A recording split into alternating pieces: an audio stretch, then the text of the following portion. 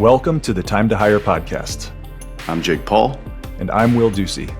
Our goal with this podcast is to bring in new perspectives and ensure the recruiting function remains relevant and forward-looking. We talk to recruiting experts, HR tech founders, and anyone who brings unconventional ideas to help push the craft of recruiting forward. If you want to future-proof yourself and increase your impact over time through strategy, technology, and best practices, this is the podcast for you. It is time to hire. Paul, welcome to the Time to Hire podcast. Thanks for having me. Thanks for being here. Okay, let's jump right in. What is the gig economy? You know, I did this podcast not so long ago with this woman who did a TED Talk, and it was eye-opening to me. She goes, everyone is a gig worker and everyone is part of the gig economy. And it sort of makes sense when you think about it, because just the tenure of people's jobs are shortening to a couple of years. Independent contractors, like the number of independent contractors globally, it's $5 trillion. And you're starting to see a lot of it be digitized onto platforms, and everybody's familiar with Uber and stuff. But when you think about freelancers in general, don't forget, Super Bowl Sunday's coming up.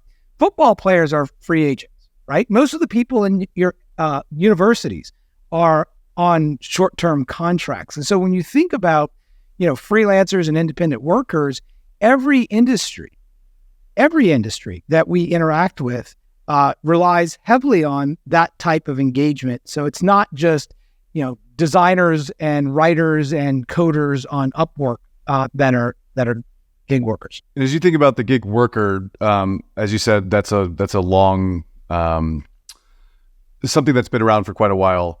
When you say gig economy, though, specifically, how would you describe that and help us understand that as people that aren't in the weeds of it? Yeah, I think that the term is used often when you connect people via, a cloud-based platform.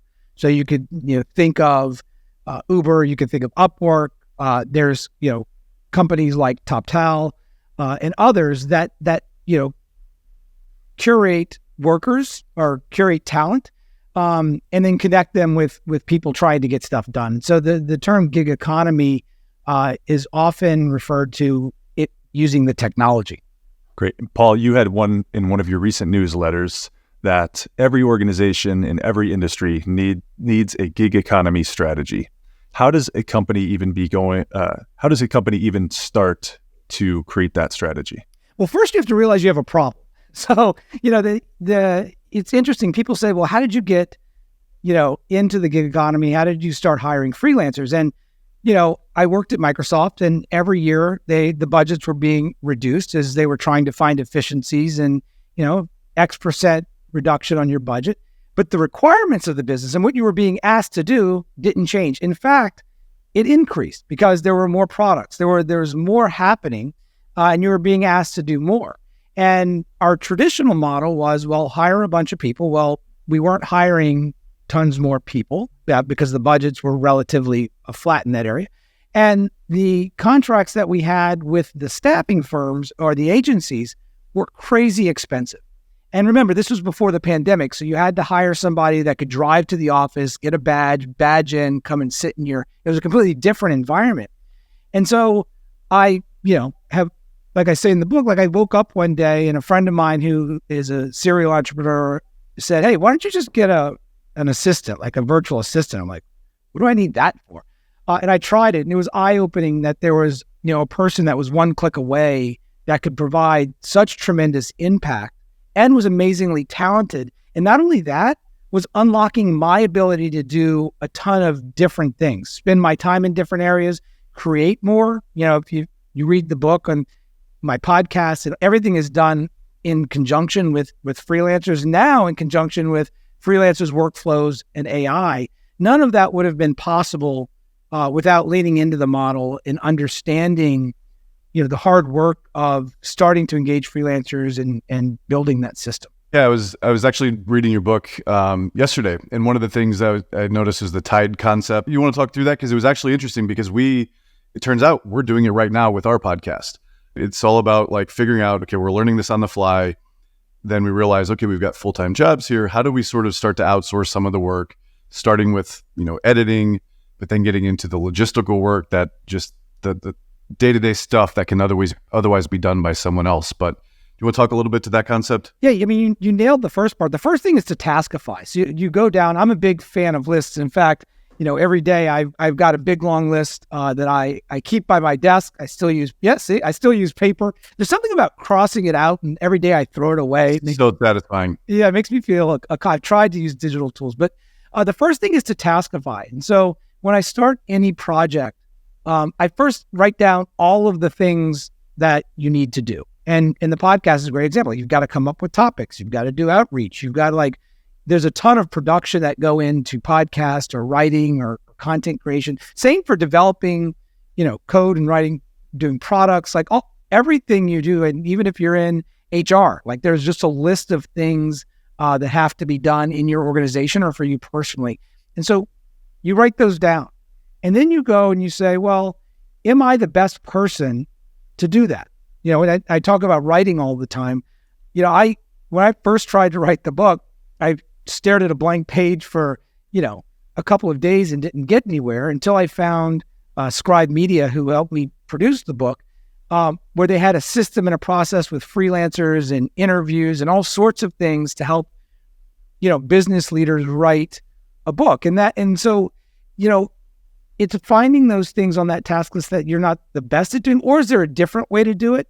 And so that's a taskification. The second part is identifying. So once I find something like audio editing, I'm sure you guys have audio editors for this podcast, or if you have people writing show notes and all of those different things, finding those right experts. That's where the platforms come in. They're super helpful at identifying people who have a reputation for successfully completing that task, right? Instead of trying to go take a generalist, and this is what we had to do a lot of times with staffing firms and agencies, we had to go take a generalist and ask them to go try to do this because they just happened to be the person sitting in the chair at the time, instead of trying to find an expert who's really good and efficient at completing whatever that task is. And so that was one of the unlocks for me. It's oh, you mean I can get better outcomes for whatever that task is if I can identify that task, if I can write down my expectations, there's some work on my end, identify, and then you have to delegate. And I think I always tell this story. My wife, also works in big tech and super busy, wonderful mom, 2 children, full-time career. And in her, Chrome bookmark bar, she has every gig economy service on the planet. And where she struggles with engaging freelancers and using platforms is delegating. And you'd be surprised at how many people struggle, not that they realize that they're busy or that there's a better way or that they want help, because I think, people are starting to realize that more and more. But the act of delegating, the act of sitting down and writing, what you expect, what is the outcome you expect, and writing all of those thoughts, providing all of the context and things that someone might need to be able to do that. You can't just assume. Example I use is, if you're creating content, your brand guidelines, right? If I'm going to go get a designer or a writer, I need to be able to provide them all of the brand guidelines, our copywriting, our colors, all of that stuff has to be packaged so that a person who is a professional designer or content writer or technical writers are the same, have all of the context they need. Because otherwise you're going to get, and this is what happens a lot of times, you're going to get the result back and you're like, oh, this is terrible, I'm just going to do it myself. And so when you talk about delegation, and that's one of the reasons in the framework I spent a lot of time on it, is because learning how to delegate is a superpower. And because you have to say, hey, I'm not the best, either I don't have time for it or I'm not the best at it. I'm actually not good at something. And there's somebody who's better at it than me. And so, coming to grips with that and figuring out how to do it. And then the last part of the framework is evolve. So then taking all of those learnings and really building your system. Because I tell people all the time, to have a resilient career in today's environment, you have to create. You have to constantly push yourself. You can't just consume content. You have to push yourself to try to write, because writing is thinking, or do some art, or get involved in digital communities, or even in your area. But you have to start creating, and for a lot of people, they need help.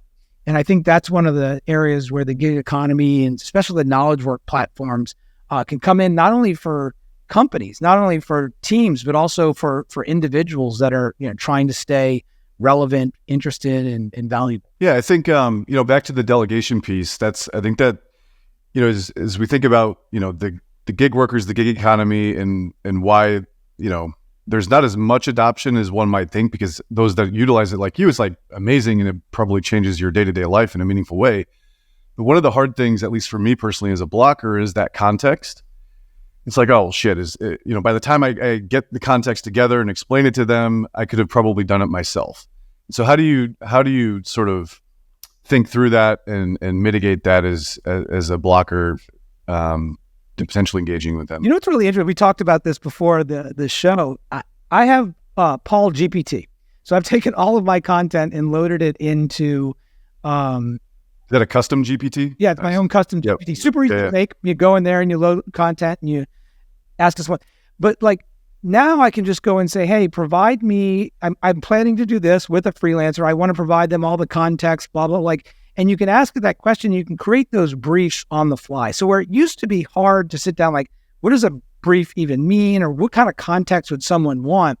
I think that's the power that I'm seeing, it better outcomes of using my GPT and saying, hey, go and help. Yeah, I'm going to go do a new podcast. I want to provide the show writer this sort of information, like the audience and all this sort of stuff. Help me dial that in so that when I give them that information, it's super helpful and it helps them be efficient and provide better outcomes. I think we could do a whole entire episode on just building out a custom GPT and how you built that. But just to stay high level, when you say you've shared all of your content, like what content and what depth and I guess volume does it take to actually get one of those things working for you in the way that you've described? You mean a GPT?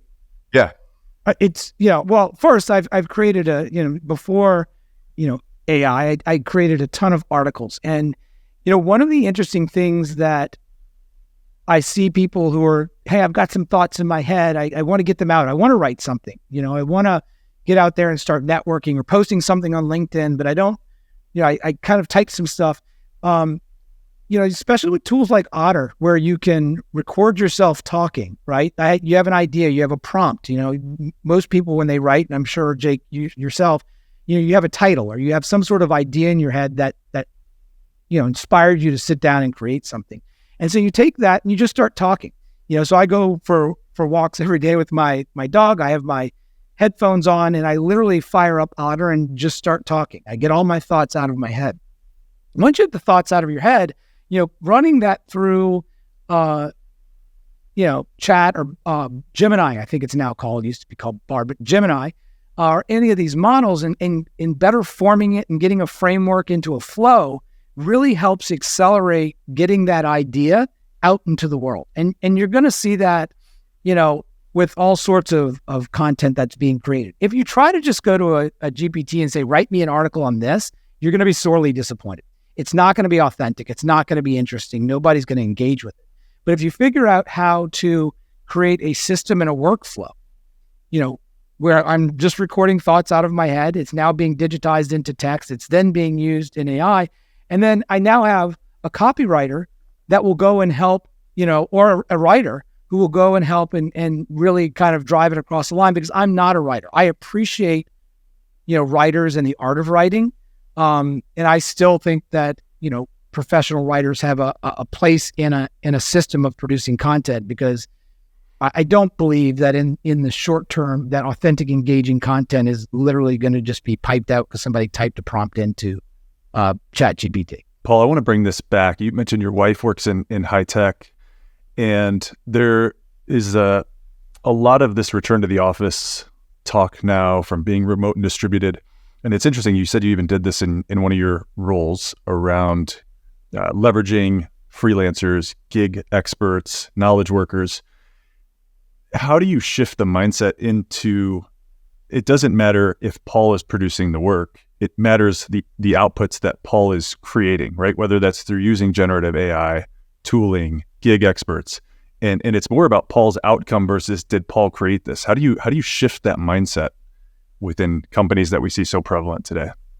It's super hard because, especially you can't, you open your phone and look at the news and the layoffs, like the psychological safety that people don't feel in organizations right now, I think is at an all-time high. It's a really challenging time to be in the workforce, working at a company, with the efficiencies and all of the things that are sort of going on. So to be able to walk into your boss and say, well, I got this done in an innovative new way, and I didn't do it.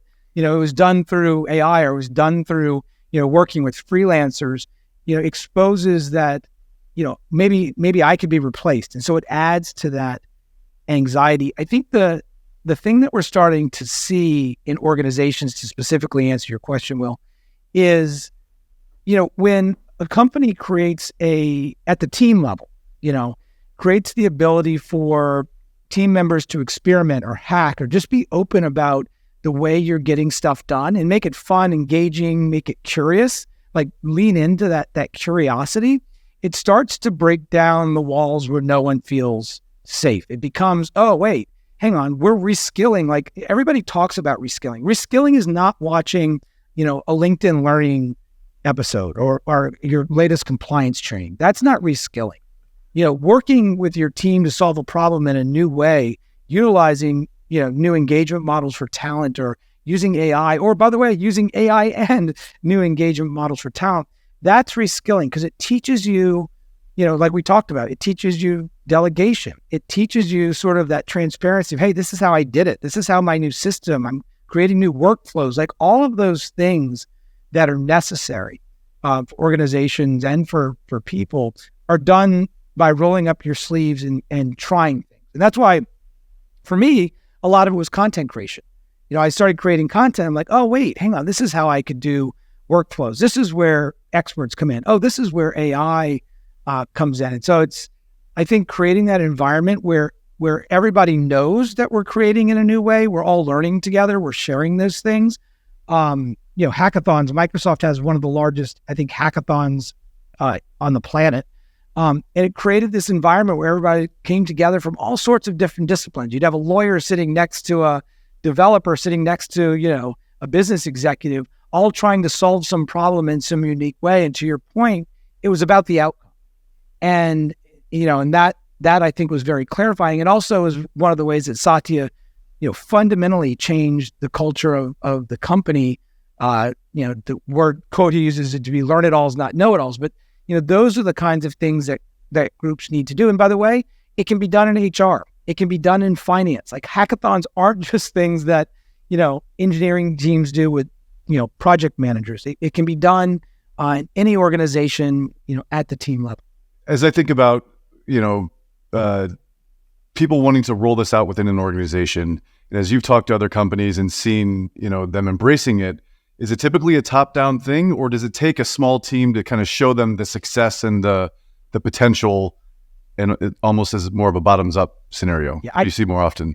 I probably get 5 to 10 emails a week asking that very question from people that are in companies saying, hey, I know there's a different way to get stuff done. I'm really curious about this. I subscribe to the newsletter, whatever. And they ask, I think it's never top down. The things that come top down are mission, strategy, let's increase revenue. Hey, we're going to do it with, less, more efficiency and that kind of stuff. And that's the kind of stuff that comes top down. It's up to the people at the individual level and team level to really figure out the innovative ways to deliver those things. I mean, that's kind of the front lines of getting work done. I think there's sort of 4 things. One is you have to find a champion.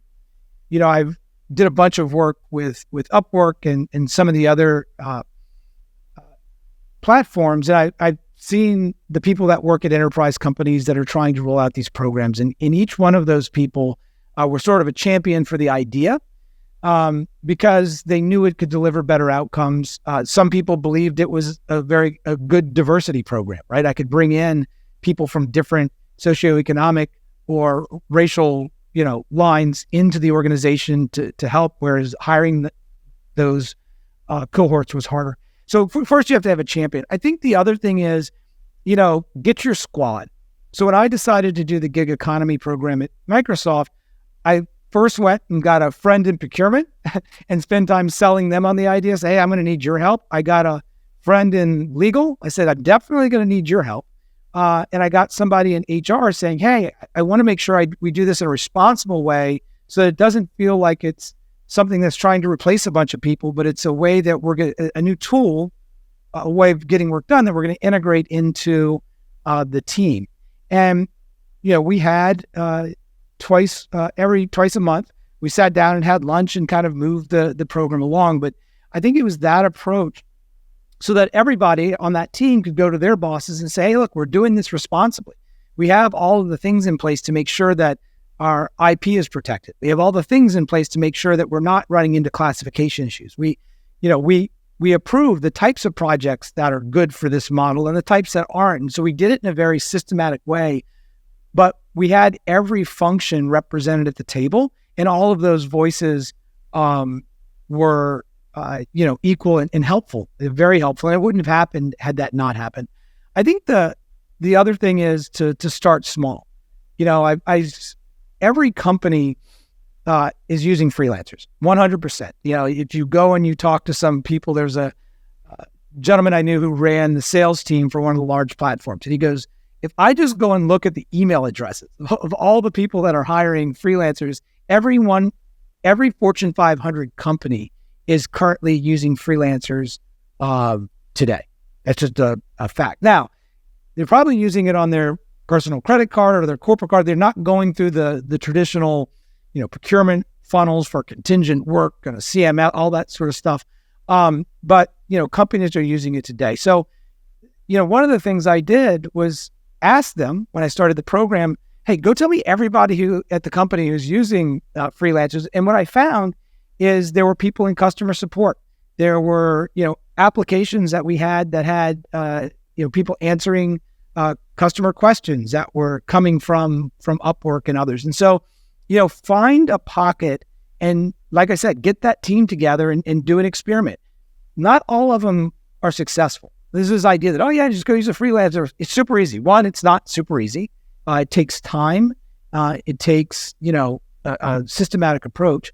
And two, some of the scenarios just don't work for a lot of different reasons. And so you then go back to a normal contingent model or you hire someone. And so, I think it starts small. One of the reasons I went and had an amazing content team that did all the content for Microsoft Office was because content was sort of a lower IP area that also had tons of freelancers that could provide value. And I tell the story of a gentleman, Ken, on my team, who was really passionate about making these BuzzFeed sort of training videos. And he could make, I think it was like one per week. And the demand for them across all the product lines, once the team saw them and the engagement with the customers was through the roof, he actually started producing, I think, 5 or 6 or 7 per week.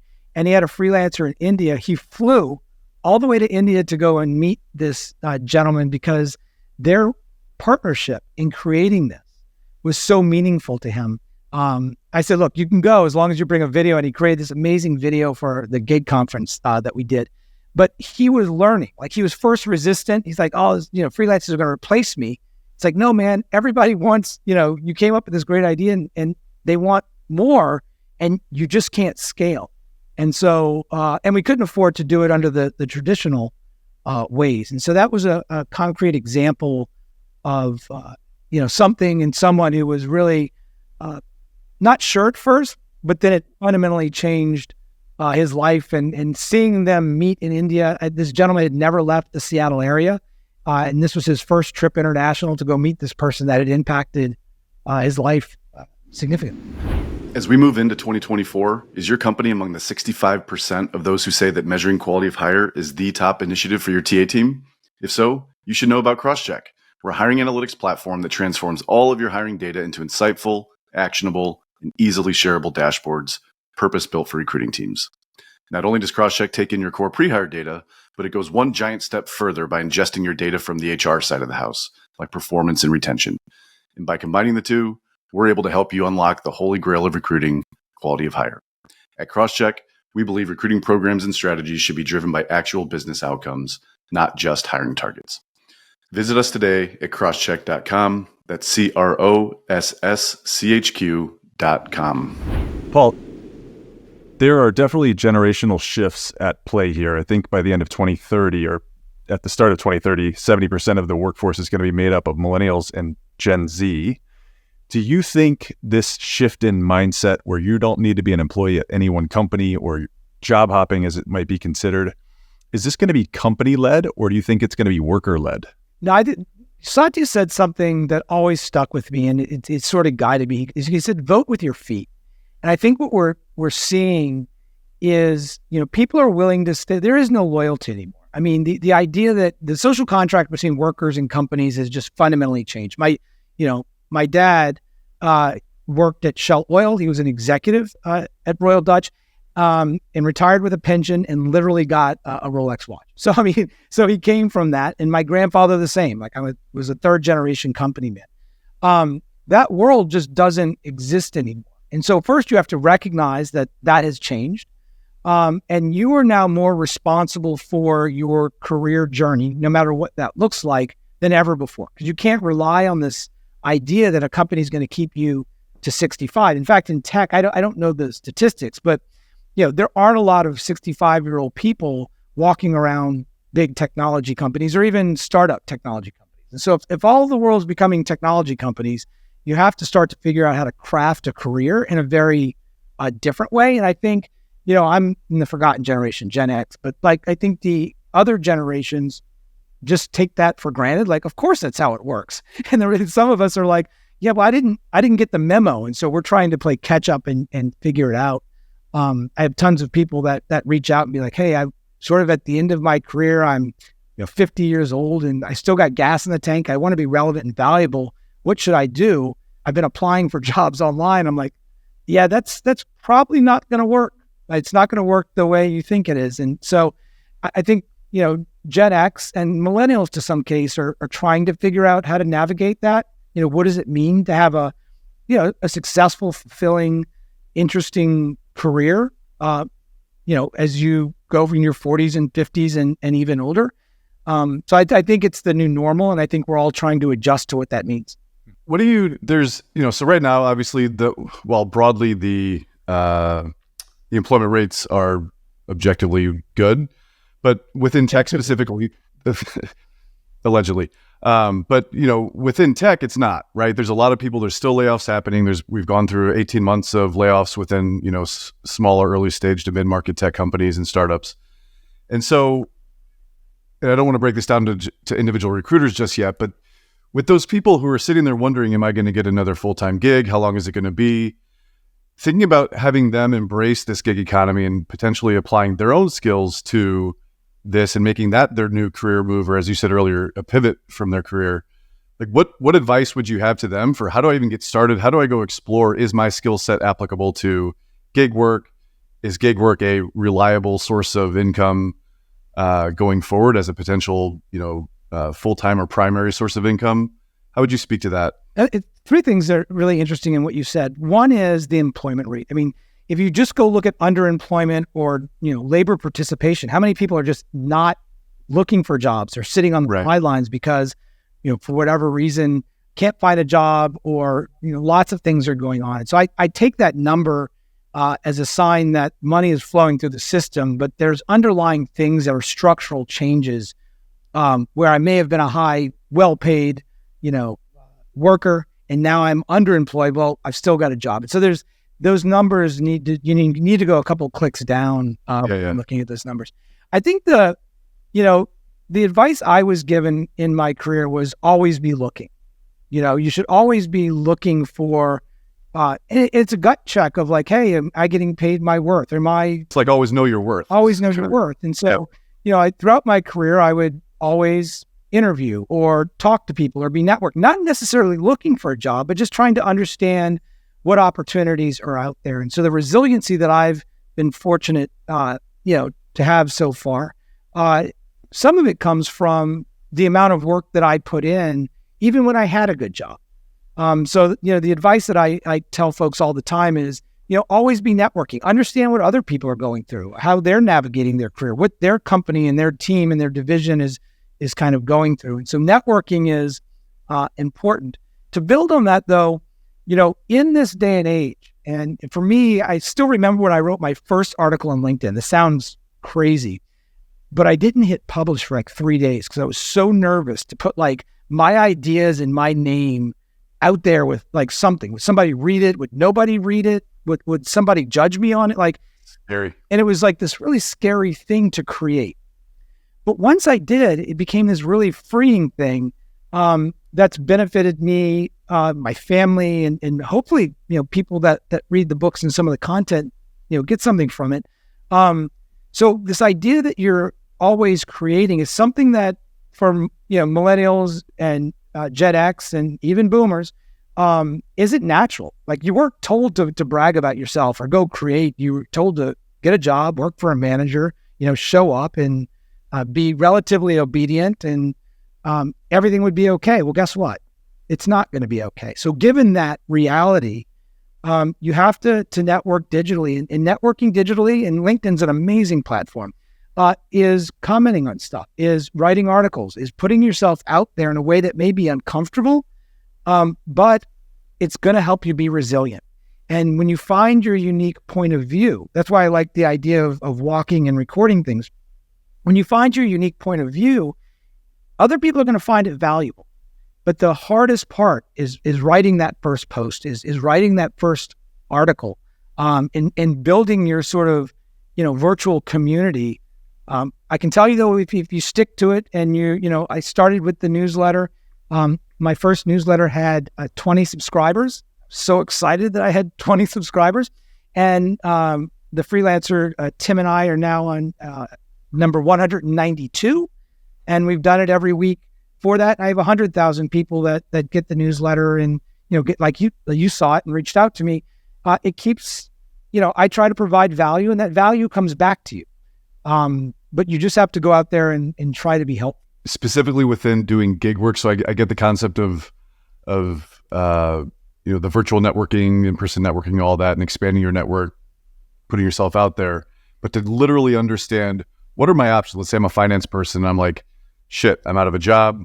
It doesn't look promising. I'm not just going to go pray and spray my resume all over the internet. And hey, I've been hearing about gig work and fractional work and all that. Like, what would you say, literally, like, websites to go to?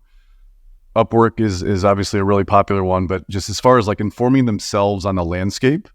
And then number two, just, again, getting that clarity around, is this a real path to full-time or sort of reliable employment? Yeah, for each individual function, so finance, HR, there are tons of sites for those types of professionals, and I could list some of them, but like, I would go and do a search and find those sites. There's one that who I love. It's called Second Shift, and it was specifically for women getting moms who had been out of the workforce, had left the workforce for a period of time to raise kids, but that were, maybe before were executives or senior leaders, and they just needed a way to get back in. And so this platform, took those people and helped them find either fractional work or a path to full-time employment. And so there's tons of those depending on what you're trying to accomplish and what your background is. I still think, those platforms are helpful. They have a success rate. You've got to spend time on them and stuff.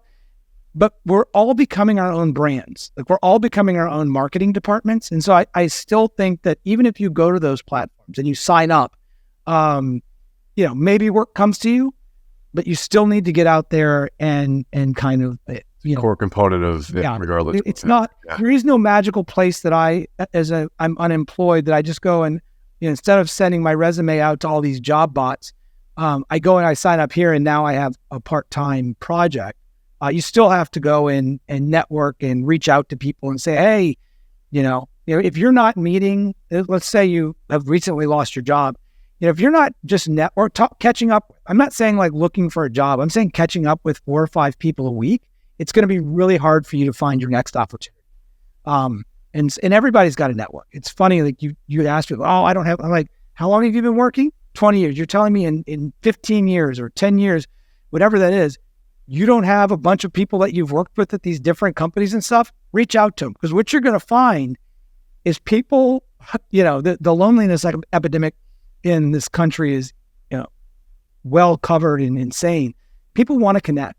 People aren't going to say no. And actually, a lot of times people are going to be very appreciative that you reached out and maybe relive that time that you guys worked on that project or, something like that. But it's, the idea that you're just going to, sign up for a platform or put your resume out and not get out there and meet people, you have to do that. It's time. And by the way, it's very fulfilling. I do every week at least 4 calls, 15, 20-minute catch-ups with people that I've worked with or been around for the past, 20 years of working.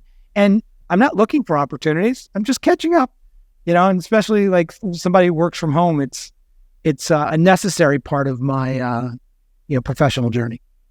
Yeah. And back to your point on the need to go and create and the generational differences of how, I'm barely a millennial, but that and upwards, that is not something that we've learned. We've actually been learned and taught to do the opposite, and therefore we're hesitant. But then, as Will was saying, this new generation, and even my 10-year-old son, right? He saw my microphone and he was like, I want to record. And he sat down and just boom, right out of the gate, just started talking as if he'd done a podcast before. And it's so different because it's like this whole wave is going to be defaulting to content creators. And it'll just be interesting to see how that shakes out and how that fundamentally changes, the stuff that you're talking about. One of the interesting thing is risk. Like when you put yourself out there and you create stuff. So if somebody's sitting right now in a job and they're like, hey, but if I put myself out there, and there's risk, right? There's risk that somebody reads it. There's risk that I say something wrong. And, but guess what? There's already risk. Like the job that you have will not last forever. The chances of you being in that job for the next 5 to 10 years are pretty low. So to act like there's no risk in your current position, you kind of have to really think about it. And what you learn is that if you're responsible and you don't do anything, ridiculous or share the company's top secret information or, you'll find that it becomes a very fulfilling part of your journey and doors start to open up. Conversations start to get really interesting and you start thinking about your longevity in your career, differently. It's very different. It's unsettling at a lot of times. It's scary at a lot of times. But if you keep up and keep a schedule, it's kind of like exercise or eating right or any of those things. Like if you show up every day and try your best at doing that and you put it onto your list, because I've literally on my list right now, I've got, 3 people that I want to catch up with next week that I'm reaching out to today before I, head out. And so you have to do it. You have to do it intentionally. And it's part of that blocker, I think, has been just historical normalization of it, right? If you told me 5 years ago that I would be, as small as it is, hosting a podcast, I'd be like, yeah, right. Because that felt like something other people do. It's a much smaller segment and it's become just so much more normalized. And I think that's key to getting to that comfort level. Look how many people you and Will get to talk to. Like you're becoming smarter. Like I've done, I don't know, probably 150 podcast episodes on different podcasts that I've done. And, some of them have been fairly successful with downloads in the niche that were, some of them, didn't get a ton of listens, but just the idea of the people the stories I was hearing. Selfishly, we learn regardless of how many people listen. Yeah. And so I think that's what people miss. Like the idea of writing, the idea of creating is valuable to you, like you get value from it. And so if you're trying to do everything to land your next job and you're not authentically doing it because you're curious, like the number one thing that I work with my kids, I have a 9 and a 10-year-old daughter, is to be curious. And when they're bored, and I love when they're bored, I'm like, wow, that's awesome. Because now you get to go use your creative brain to go figure out what to do now that you're bored. It's a privilege to be bored. So take that privilege and go do something with it and be curious. And that's, if you can keep that curiosity, if you can keep that engagement with other humans and continue to learn from them, the path will be a lot easier. It's hard. Like you said, it's hard because we were taught not to, put ourselves out there. We were taught that there's risk. You might say something wrong, especially in this environment. You just have to overcome it. Privileged to be bored. Next time my kid tells me that, I'm like, you have no idea how lucky you are that you're bored. I tell them that all the time, Sounds like I hear this frequently. It's the generosity muscle. Like if you're not generous with your first $100, you're definitely not going to be generous with your first $1 million.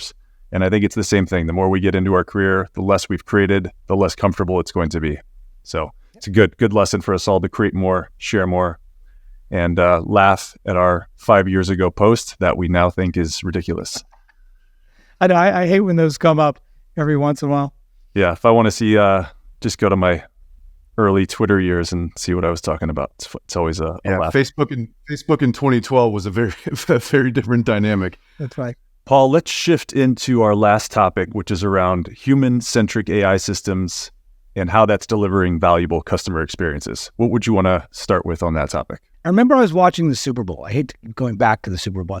And there was this ad from Intuit. And the ad showed this, CPA. It's called the Tech Showcase ad, and they bought it. And it was when they launched TurboTax Live. And they put, the quote from the ad was, did they just put people in software? And if you go and you look at Intuit's stated strategy is to become an AI expert platform, right? Let technology, automation, workflows do what they do well, and let human experts do what they do well. And by the way, it's a reinforcing loop. And so when Upwork went public, I had the opportunity to speak at one of their events. And the keynote speaker was Brad Smith, the chairman at the time. Amazing speaker if you ever have the opportunity to look at his stuff. And I got to ask him, I was like, hey, this TurboTax Live thing, is it like, just kind of a side thing? Or what? He goes, it's the way we build product in the future of the company. And so if you think of these systems, and you start to see it everywhere. I have an app that identifies plants. And I can press a button and ask an expert, hey, what about these plants? And I ask a gardener because, trying to get that information. Nike has it in their apps. And so you're starting to see more and more companies bring their community or bring the experts that sit around their domain into the product and make it part of the system. And that human reinforcement is what's going to build, real relevant AI. You need that reinforcement, but it has to be in the workflow of accomplishing the outcomes that, usually are the promise of the service or the platform. And so when I think of expert intelligence and the idea of human-centric AI-empowered systems, I use Intuit and their TurboTax Live or QuickBooks Live, like their seamless integration of experts who know accounting and experts that know tax code into the software itself. They're not separate. I don't go hire a CPA off platform. It's literally in situ, in the situation where I interact with that person, and it's reinforcing making the product better at the same time. And as a user, I get better outcomes. So as you think about gig workers and kind of actually in the more traditional sense of folks on like maybe Fiverr, right, where you go to them for a small task like generate a logo, write some content, etc. Those are also the kinds of things that AI will do. And so to me, I'm a bit ignorant to the space, but like just curious around, it feels like there's a convergence. And I know, for the most part, for professional worker, they will use AI to help scale themselves. It's not going to replace them. But do you see a path where AI actually conflicts with the gig worker, where it might actually make them redundant, and they have to then, how do they then sort of, pivot or change their approach or their offering? I think there's a couple of things to think about. I think, it's kind of like when I try to design something in my house with my wife. I cannot design anything. I literally, I look at a room, I couldn't pick out a carpet, I couldn't pick out colors of walls. I just don't see it. But when she looks at a room, she's super creative and sees all these amazing things and how lights might work and stuff. And so, it's the same with a designer. Let's just talk about somebody who does some sort of content. If you're an artist and you're a creative, you have a superpower that other people don't have. So if I would sit side by side, even using, DALL-E or whatever the latest AI thing is, they're going to produce better, more engaging, creative. And they're training themselves right now on how to use AI and then how to use Photoshop and other things. And so I think this idea that I somehow as a non-creative person can type in some words and equal that of a well-trained creative that's using this new tool is a little bit of a fallacy. But that being said, I think where it may have taken an hour for that creative to do something, it now is going to take significantly less time. And that's going to put cost pressure on it. You're going to need less of those people, maybe, or we're creating more content. And so I think it does structurally change in the content space, but even code, you're seeing it like with software code too.